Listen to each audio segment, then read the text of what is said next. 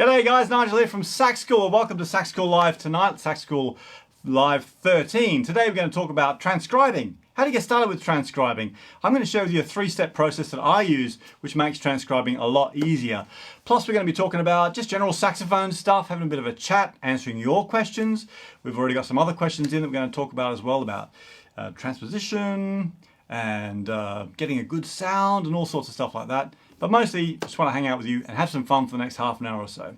So if you're with us on Facebook, make sure that you invite some friends, get involved with the conversation. You can jump in the comments and say hi and pass on any questions that you've got as well. Just let us know who you are, where you are, what you're up to with your saxophone today. And if you're watching us on YouTube, that's great. Jump in too, get involved with the questions and find out, well, so we can find out a bit more about you really. Okay, so lots to happen today. I've got a big sheet here, look. Big sheet of all the stuff I want to talk about with you. And we've got a quiz as well we're going to get onto in a minute. And I've got my helpers here, Claire and Chris as well. So we've got a full complement of people. Right. If we've not met each other before, my name's Nigel and I run this thing called Sac School. So before we get started, I should tell you quickly a little bit about that. A Sac School is a really cool place to learn saxophone online. In fact, we've got thousands of people that use Sac School every day from all around the world.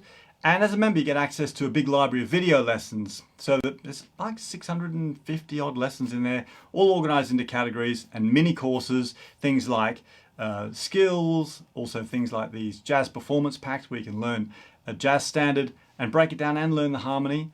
But it doesn't matter what standard you're up to, all of the mini courses are broken down, really easy to manage little chunks.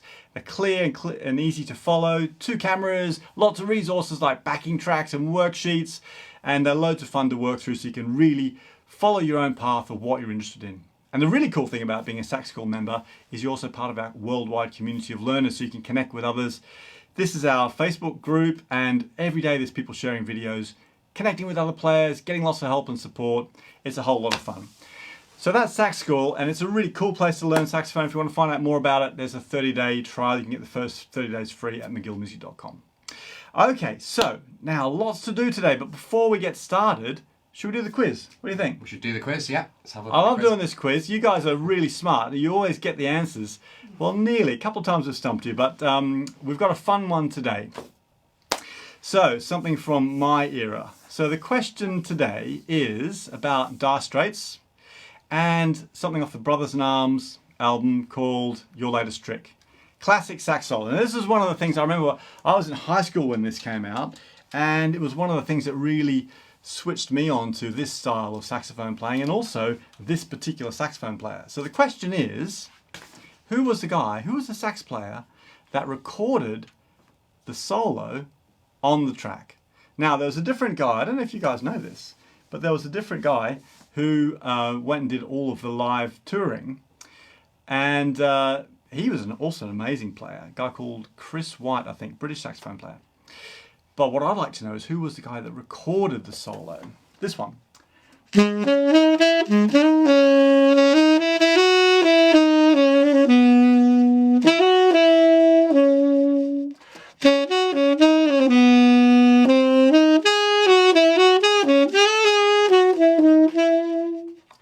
You know that solo, right? So if you know the name of the person, the saxophone player who recorded that originally, pop in the comments and let us know. And Chris and Claire, you guys keep an eye on it. We'll see how many of our clever followers can pick up on that one. Okie dokie.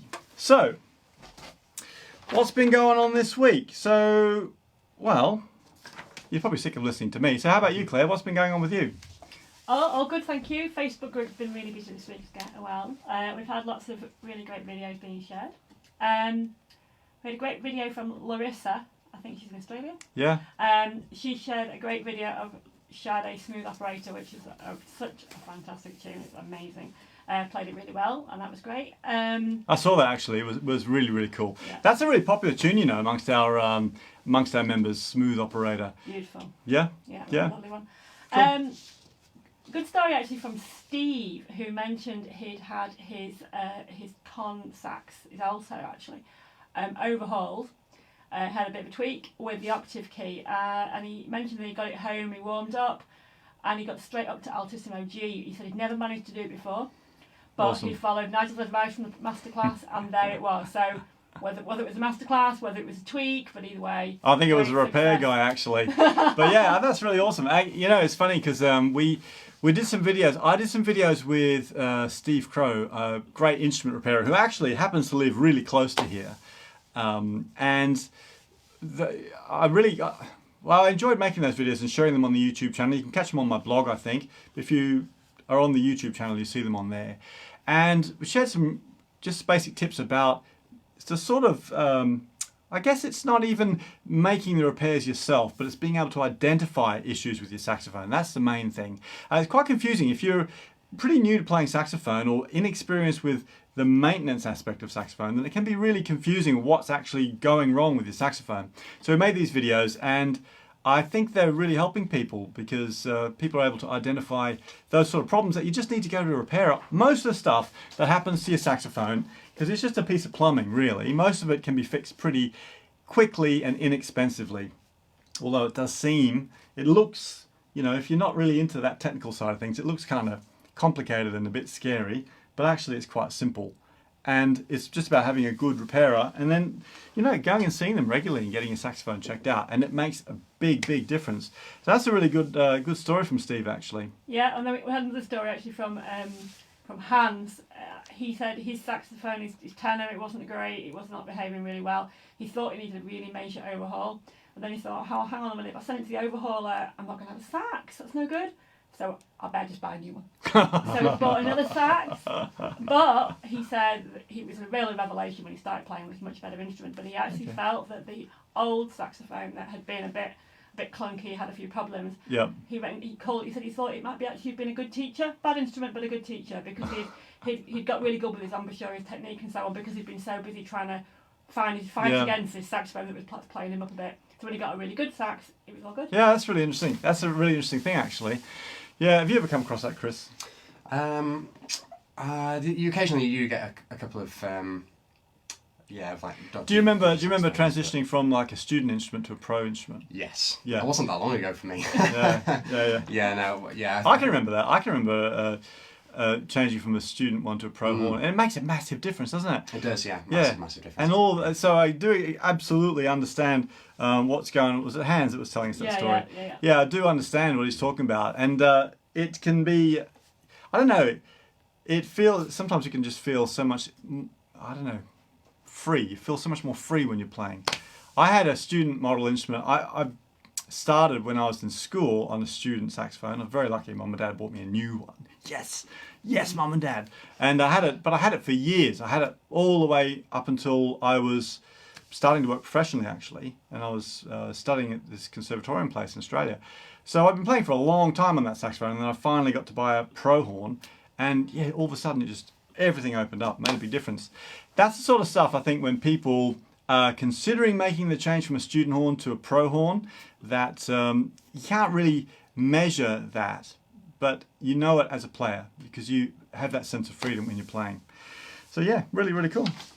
So yeah, a couple of good stories there. I love hearing stuff from our Facebook group. There's just so much going on there all the time. What about you, Chris? What's going on with you? Hey, Chris, got to run out the door today, don't you? Yeah, I've got.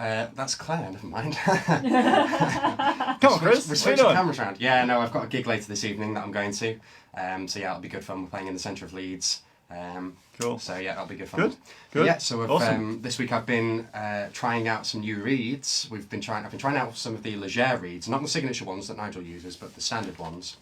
It's been interesting. I've never tried a synthetic reed before, but I've found that you can tell that difference, and I imagine that the signature reeds are a step up. I imagine. You should give some of those a go actually. Yeah, definitely. Yeah, it is interesting, isn't it? The transition from a reed to the cane reed to a synthetic reed. Yeah, definitely. There's always there's less of a trade-off with the signature ones. I used to find before when I've been playing cane reeds all the time, and if I stuck a synthetic reed on, I lost half of my, not the range, but the quality of the sound. Like, you're losing the upper bits or the lower bits. Yeah. And I don't find that with the signature ones.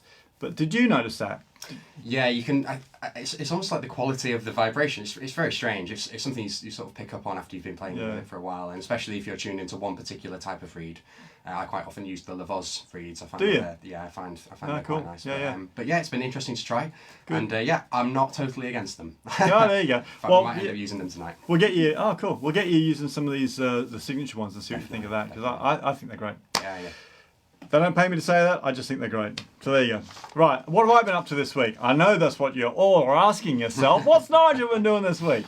Well, I've been busy. I'm always busy in here, Sac School HQ. But this week, well, I've been busy filming some lessons actually. So we've just taken a bunch of new students into the Blues Mastery course, and I've been filming a new little thing that's going to be popping into that members area for Blues Mastery, which has been a whole lot of fun today. I've also been filming a new jazz performance pack, which is coming up in the next couple of weeks inside Sac School. We're looking at tune Song for My Father and breaking down the harmony of that tune and explaining how to approach it, and that's been really good fun. But also from a technical point of view, I've been making a few more tweaks and changes in the studio here, and I've changed my audio interface that I use for recording, which is, well, actually, it's quite a big deal, because that's the thing that your microphone connects to, and then before the signal goes into your computer to record. So it's a pretty important piece of equipment, and I've been using the same one for a long time. I've been using an Apogee. If you're into this sort of stuff, an Apogee 1 audio interface, which I've had for years. But I've changed to a Universal Audio Apollo Twin, which I'm quite excited about. It's got lots of knobs and things to fiddle with, which I don't quite understand yet. So that's what I've been busy doing. Okay, great. So lots going on. So don't forget, if you're joining us on Facebook, make sure you jump in the comments, say hi, let us know who you are, and if you've got a question, something you need some help with, then pop that in there as well, and we're going to get to as many of those as we can today.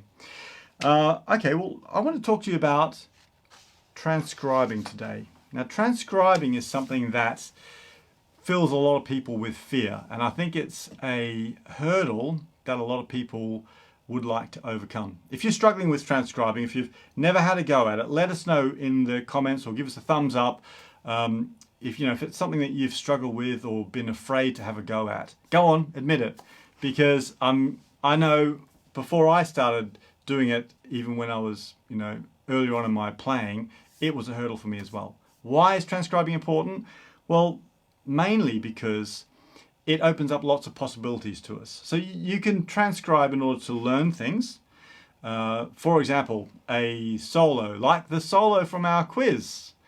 You might want to learn that solo and you can't get the music. So you could learn it by listening and working it out yourself. That's transcribing. But also an extension of transcribing is actually just getting better at being aware of the music that's around you. So it can help you with the quality of your sound. It can help you with your articulation. It can help you with your musicality. So in general, it's just about being more connected with what you're hearing and what you're playing. But there's a three-step process that I like to use when it comes to the sort of, bare bones point of transcribing, which is I want to play that thing. And this is the way it works. It's really, really simple. There's nothing complicated about it, but breaking it down to the three-step thing makes it an easier task to manage. So, not surprisingly, the first step in my three-step transcribing process is listening. Okay? Sounds really obvious, but you need to really listen to the thing that you want to be able to play. So I use various different tools you can use. If you're recording something, if you're working from a recording, you can actually record it, say on your phone, or you could use an app. There's a great app called Amazing Slow Downer, which is brilliant for taking a segment off iTunes or off Spotify, and then you can isolate it and play it over and over and over. So listening is the first one, whether you just got the rewind play button, or whether you're using something like an app, listening. The second step is then trying to sing it. Now, it doesn't matter how good a singer you are, even if you're a rubbish singer like me, it doesn't matter, because the point of that is trying to formulate what you're hearing into a tangible shape, I suppose. So you're listening, and then you're trying to sing it. And then the third step is trying to transpose from that singing, finding those notes on your saxophone. Okay? Now you must do it in that order. Some people will just try listening and then go straight into hacking around trying to play it on their saxophone. And you may or may not get there, but you'll get there much faster if you do the singing step in the middle. And as you get much better at that, the singing part's going to happen almost instantaneously. So, you know, the process is quite quick. But for now, that's the best thing to do. So I thought today might be fun. Should we ever go out doing something, Chris? Let's have a go at doing something, Nigel. Yeah. I seem to remember about 1,000 times when I was teaching you where I was doing this to you, and now you get to do it to me. I do. Yeah. Let's put you on the spot. He's thinking payback time. Payback. Nothing too complicated. Okay. Are you ready? Okay, so let's try this whole process. So, can you play me, I don't know, like a 1-bar thing? Keep it nice and short. Yep. Yeah, you get up now. You're gonna have to play it more than once. That's fine. That's All right. fine. Okay, off you go then. Is that it? That's it. You gonna play it again? Do you want a little count? I'm a bit underwhelmed, Claire. What do you think? So it's 1, 2. Oh, I played. Oh, come on, Chris. What are you doing? That was it. But That was different from what you played the first time. Was it? Are you sure? Do you want me to play the first one or the second one? Yeah, it's too easy though, isn't it? Too easy? It's too Alright. easy. It's too easy. Okay, so let's do that. So I've listened to it.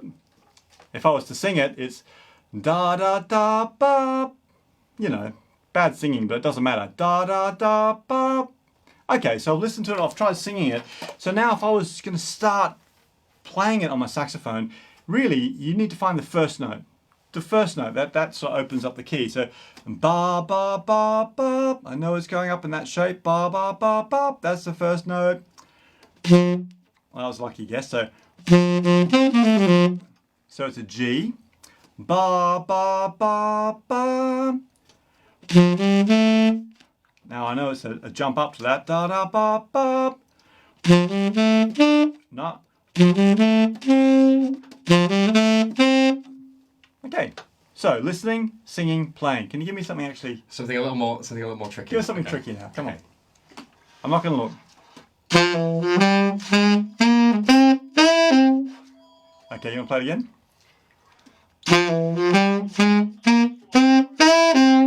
So ba ba ba ba ba ba ba ba ba.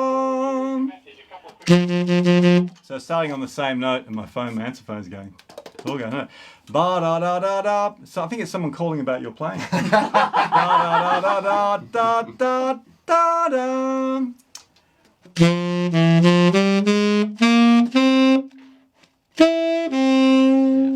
So once I find that first note, I'm away. Okay, so well done, Chris. That's good. I give him a hard time, but he's a really good player. Okay, so we kind of skimmed through it really quickly, but here's my challenge to you. Have a go at transcribing something. Now, it doesn't need to be a whole solo. I was transcribing something here in my practice, which is for the blues mastery thing the other day, right? Like wrote out the whole solo, but it could be a bar. It could be like one little phrase. It could be, you know, it could be something as short as that. But have a go at transcribing something this week in your practice. In fact, you know what? I try and transcribe something in every single practice session that I do, even if it is just a lick. And go through that process of listening, singing it, and then playing it. And you'll be surprised if you do that regularly, before you know it, even if you've never done it before, you'll be able to pretty much play anything that you hear. It's just about going through that process. If that makes sense to you, give us a thumbs up or say yes in the comments, let me know, because I'd love to know how you guys get on with transcribing, or if you do some sort of transcribing in your practice as well. Good to know. How are we getting on, Claire? I've had a few people jumping in saying, some people have said that they struggle with it, some people are saying they've never tried it because they don't even know how to begin. So hopefully, giving them a few tips, maybe people can go away and have a go and let us know how you get on. Yeah, That'd be great. I hope so. It's really a These good days. thing. Yeah, it's a really good thing. I mean, these days it's so much easier too with apps like I mentioned, the amazing Slow Downer. I mean, I don't know. They should pay me for promoting that too, because I tell everybody about that app. I think it's awesome. There may be some other ones as well. I think some of the other Sac School people have used some other apps, but that's one that I've found. Or you could just use GarageBand, you know, or just your phone on your dictation thing on your phone. When I was first transcribing, it was literally with my mum and dad's record player and a record, like, you know, lifting the thing backwards and forwards. And it's so much easier now. You know, you can isolate something, you can slow it down. But either way, whatever the technology that you use, it's about going through the process of it. And it opens up, you know, then the world's your oyster. You can actually play anything that you want, which is really, really amazing. Claire's putting her hand up. Do you need to go to the toilet? I was just going to listen to an interesting comment. Jo mentioned, she said, I struggle to hear the first note as I'm virtually deaf, so the pitch on a note is hard to hear. Could you use a tuner? Could you use a tuner? Yeah, well, maybe it depends on the texture of the tune, I think. You know, that's a good point, Jo. And even if you haven't got like struggle with your hearing, I think sometimes in the texture of a recording, it can be hard to pick out a first note. And I do think that's why the singing part is so important, because if you listen to it enough times and have a go at trying to sing it, I think you can work out most things. You can find that first note and it clears up in your mind where that pitch center actually is. So I would suggest, Jo, doing more of the singing, and I think you'll find that that will really help you to clear in your mind where the actual pitch center is. That'd be my top tip. Franti's just asking, can you just remind us what the name of the app is? I'm just going to pop it in the Oh comments. yeah, so look, it's just one that I use called Amazing Slow Downer. That's one of those names you think, what a rubbish name, but then actually it's exactly what it does. And it is pretty amazing. So Amazing Slow Downer. If you Google that, you'll find it. I have it on Apple devices. I think it's on Android as well. I think you can even get a desktop version. I don't know how much it is, but it's really, really good. I like the fact that you can, on my iPad, for example, I can import tracks from Spotify or from iTunes. So I use Spotify all the time, and you can just suck a track straight in and loop it and slow it all down inside the app, which is really, really cool. Cool. All right. Brilliant. Hey, should we go on some of these other questions that we've got? Yeah. Yeah. Go for Good it. stuff. Go. Yeah, cool. I had another question. I think this is one of the ones from last week that we didn't get to. Okay, so just a really quick one, this one. So Daniel was asking last week. Hi, this is a really good question, actually. Hi, Nigel. I always hear about A concert, B flat concert, etc. What are they and how do they affect my choice of key? I think, Daniel, you're asking about transposition and concert pitch versus saxophone pitch. All our saxophone players struggle with this. If it's something you're unsure of, if you're relatively new to saxophone, this might be something that's a bit confusing. I've got a little resource that will help with that, actually. Maybe I'll get Claire to share the link for it. I've made a transposing cheat sheet, which you can download for free from my blog. And basically, it's like a little matrix that you can look at and compare alto key to piano key to tenor key, and then you can sort of cross-reference. It's really, really handy. But in a nutshell, tenor saxophones are called B-flat instruments. Alto saxophones are called E-flat instruments. And every instrument is related to the piano, which is a concert instrument or a C instrument. So it's really confusing, but basically the way that whole system works, so concert instruments, piano, flute, guitar, what else? Harp? Yeah, bass, I guess. Bass, yeah. So violin. Violin. Yeah. Glockenspiel. So everything's related to the piano is like the foundation key. So basically, when we say this is in the key of B flat, what that means is that in order to make the sound C on a piano, you need to play a B flat on this instrument. Okay, or in order to play the note C on an alto saxophone, you need to play an E flat on the alto. Is that right? I think that's right. I get confused. It's really confusing. So basically, from piano to go to the tenor, it's 2 semitones up, and from the piano to go to the alto, it's 3 semitones down.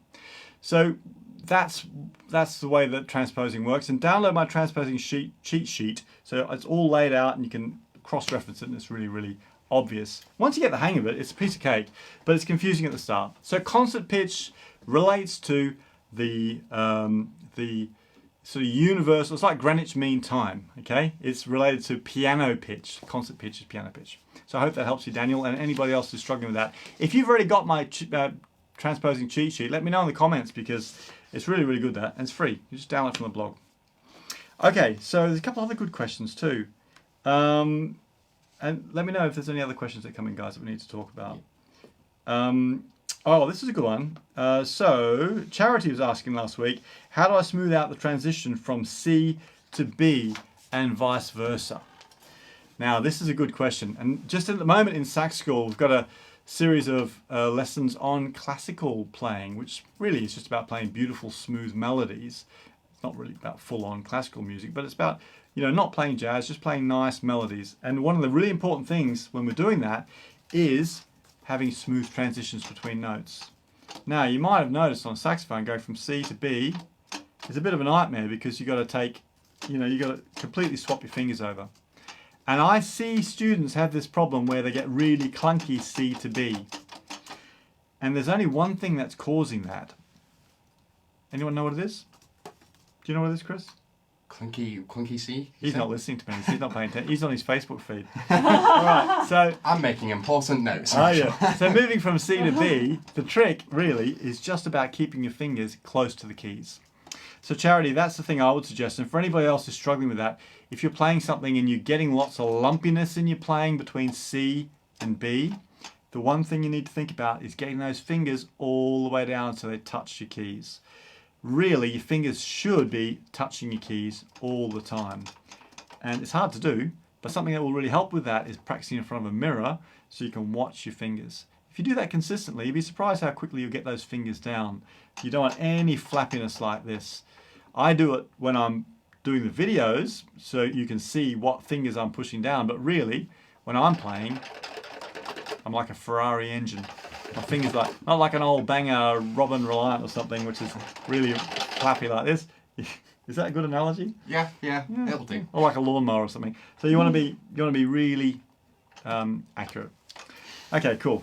We had a good comment. I can't remember who it was from now. I think it was Wayne Yaffe, and he said that for transposition it's just the opposite. So when you're on piano is in C, tenor is in B flat. So when you swap them around, you play a C on a tenor, and it sounds like a B flat on a piano, and B flat on a piano. Yeah, sounds exactly. Like a C on a tenor. Yep. Easy way to remember. Exactly.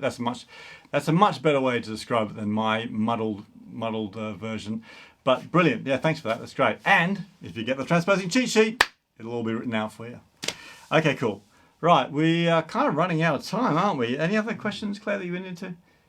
We've just had lots of comments about people saying that they use the transposition sheet all the time. I keep Oh, it really? handy in the Good. sax case, and it's just a useful thing Good. to have. So Good. that's great. Yeah. Good. Yeah, good. I wish I'd had one of those things actually years ago because, yeah, it'd be really, really helpful. Transposing is one of those things that will come up against a lot of saxophone players. And actually, I've had a lot of Sac School students comment on the fact that maybe playing with their wife or their friends or whatever on piano music, and they wanted to play piano music, you know, and or maybe playing with a friend on guitar. So in those sorts of instances, it's good to be familiar with that process of transposing. And eventually you can get to the stage where you can just read piano music but transpose it onto your saxophone, which is pretty cool. Okay, I did have a bunch of other questions I wanted to get through here. There was a really good question about fall-offs. I want to just touch on this super quick. So someone asked, or Peter was asking last week, about where you should end a fall-off. So if you're not sure what I'm talking about with fall-offs, a fall-off is this sort of thing.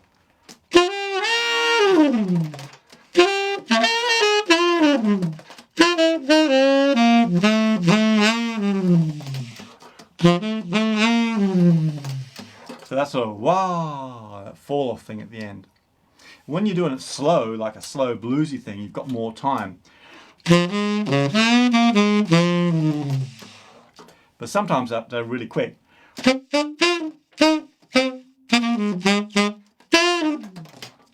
But either way, whether it's slow or fast, the process is the same. You need to, this is the magic sauce, right? So there's a bunch of things happening at the same time. And I'll share a link for my 5-step process for doing fall-offs properly, because you need to really get your head around this. But there's a combination of your jaw, there's your fingers, and there's your air. But all those things need to work in conjunction in order to make a fall-off sound effective. But one of the most important magic sauce elements of fall-offs is that you need to keep your fingers going down a chromatic scale longer than your air. So basically your air ends and your fingers keep going. Does that make sense? So for example, if I'm going a big fall, can you say the link for that, Claire? Yeah. Right, so let's say I'm doing a fall-off from a G, and I'm using the chromatic scale to fall off actually. So really slowly I'm going and running down a chromatic scale or a moving down half steps. My air stops and then my fingers keep going a little bit further, because what I don't want to hear is this. That's not as cool as this. Where I'm fading out and my fingers keep going. So that's the answer. So was it Peter that was asking about that? That's the trick. You need to keep your fingers going longer, Peter, than your air. Stop your air, keep your fingers going a little bit longer. Now, it sounds like lots of stuff to think about, but if you practice that, if you get really good on your chromatic scales, and then you practice those fall-offs really slowly, eventually you'll get in the swing of that. And it's a great skill to have because it sounds so effective, sounds really cool, and there's so many places that you can use it, both in pieces and also in your improvising, to really, you know, get that style going. So grab the, check out that lesson. I think it's on my blog. It's also on my YouTube channel about fall-offs, and I'm sure that will help you as well. All right, cool. So wow, we always seem to run out of time on these sessions, don't we? Yeah, we do. Yeah, too many things to talk about. So quick. Okay, so the quiz. The quiz. Oh gosh, quick. Did we get the Yeah, answers? Did we get the answers Yeah, on the we did. quiz? Yeah, we got Nick Nielsen, Steve McSweeney, Didier, James Davies. I think that was everyone. Yeah, Who's got anyone else I there? think. So we've got a good 4. which is Well, good. so this is a solo. Do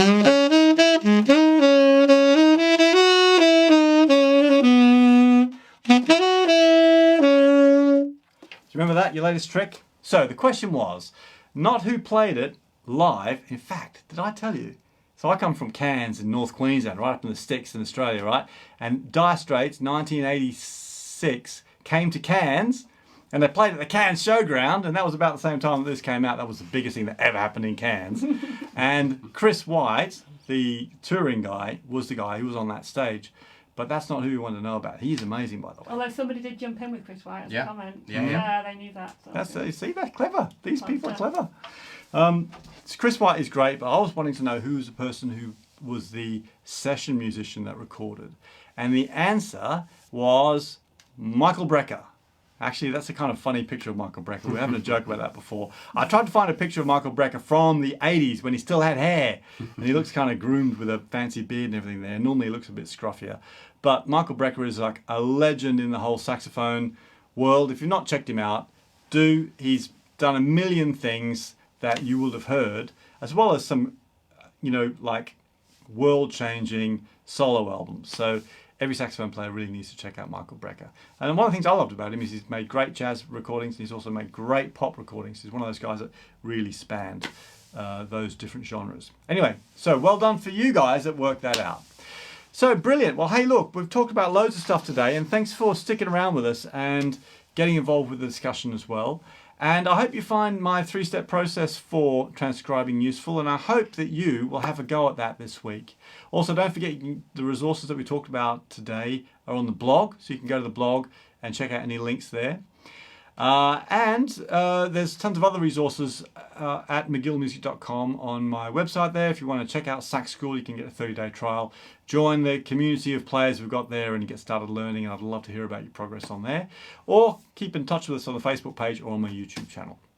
So we're going to be having a break now. This is the last one of this season, so we'll hopefully be back doing some more of these maybe later on in the year. But for now, thanks for sticking around, and good luck with your saxophone. We'll catch up with you soon. What do you think, guys? Yep. Yeah. We'll see you again Awesome. soon. See you again. See you guys. Bye.